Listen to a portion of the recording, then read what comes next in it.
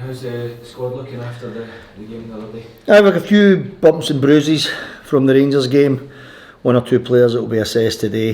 Hopefully we can get on the pitch to do some sort of active recovery with the group that played, and hopefully get a proper training session with the rest who are on the bench and coming back from injury and stuff. You feel the squad are looking has coped well with this busy festive schedule, even a few changes the last few games as well, just to rotate things? Yeah, and I think it shows you a wee bit of the quality that we have, that we can do that. It was great to get Paul McGinn back involved on the bench on Sunday, so one or two others that might come into contention. We've got Jack Vale back from his injury at Blackburn. He's trained for 2 weeks down there with their under 21s for 1 week, and then the second week with the first team, so Jack's ready to go, so that's a real boost for everyone to have him back in the building. You got a bounce game this week as well to help? But we've got one. It is arranged, but again I think it will be at the mercy of the weather, so hopefully it goes ahead. We've got Jack who could play some minutes in that, and it'd be great for the likes of Callum Slattery who's been doing really well in training. Is that the next step for Callum, just to get those minutes on these sort of games? Yeah, we need Callum needs games. He's been out for a long time, but it's great watching him at training. There's just this energy and this enthusiasm for everything that he does, so again, once we get minutes in Callum, it'll be great to have him back in the squad. Just looking back to the game, obviously we got the latest KMI panel verdict, which shows you according to them, you should have had a goal at 3-1 up. Does it just get frustrating now when you hear these kind of retrospective decisions that confirm that things went against you during the game? Yeah, of course it's frustrating. No more frustrating at the time, because you think that's a massive turning point in the game to go 3-1 up, but the decision's been made. The KMIs have come out with their findings of it. It doesn't really do us any favours now. I think the good thing is from us, we're 2-0 up and playing really well against a Rangers team who are fighting to try and get every point. They obviously peg us back, and then from about 60 odd minutes plus injury time, but again against a team who have got a wee bit of momentum, the players dug in and showed great character and created a few chances as well. So we're really just pleased with the performance and the points. Everything else is background noise for us. We're just concentrating on the next game, to be honest. And it's not obviously Sunday's instance taking a bit of talking points, but there's been multiple instances since really the last international break we had involving Motherwell. How do you keep the players' heads up amid all that if they're controlling what they can do on the park, but it's things out with their control that maybe impact in games? It's always the case, isn't it? You can't influence the referees' decisions or change referees' decisions, so that's always been the case in football. It's maybe a wee bit more highlighted now when you look at all the other sort of VAR interventions and the KMIs, and there's a lot more scrutiny around it.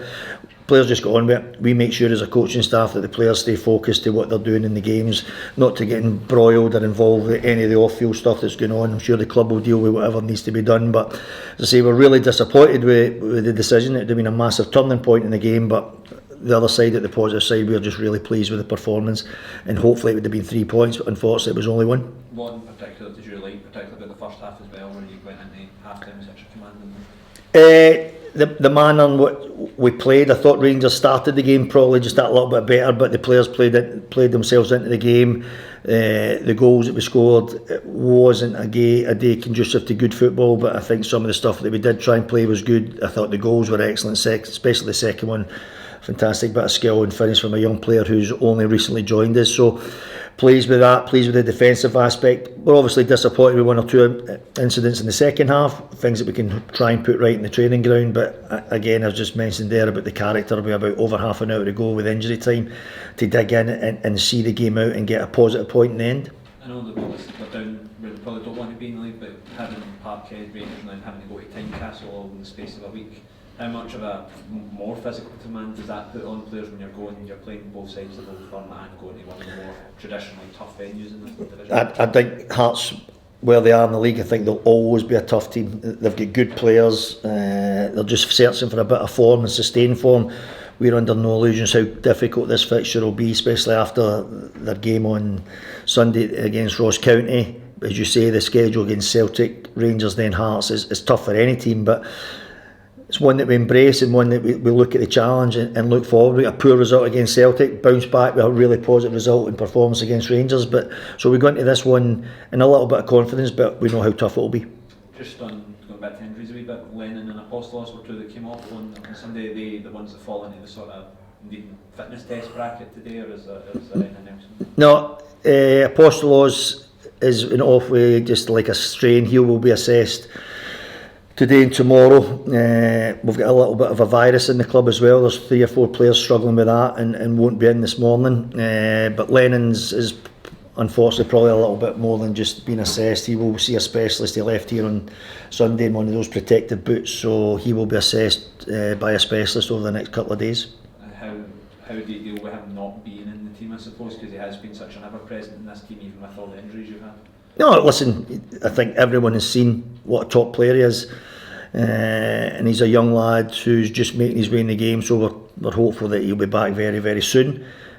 But give someone else an opportunity to step up and go into the team and play. You've seen, I think, the performance of Andy Halliday, the experience and the creativity and the composure that Andy brings to the team. So hopefully he can continue that, and we've got players like Tom Sparrow, Sam Nicholson, Davor, as I say, Jack Vale coming back. So we've got players there who can go in and step in and hopefully make as much of an impact as Lennon. Is that a precaution, just take it to a specialist straight away, or is it just? Well, it could be a little bit more, but we're not sure, and I'm speculating, as I say, that going into the protective boot is a precaution. Just in the tackle that he get booked for, it's the way he's landed and banged his foot. So as I say, he'll see a specialist in the next couple of days to assess the full extent of his injury. Which is a blow for us because he's such a talent and he's been a terrific player for us, and I'm hopefully he'll be very, very soon he'll be back with us.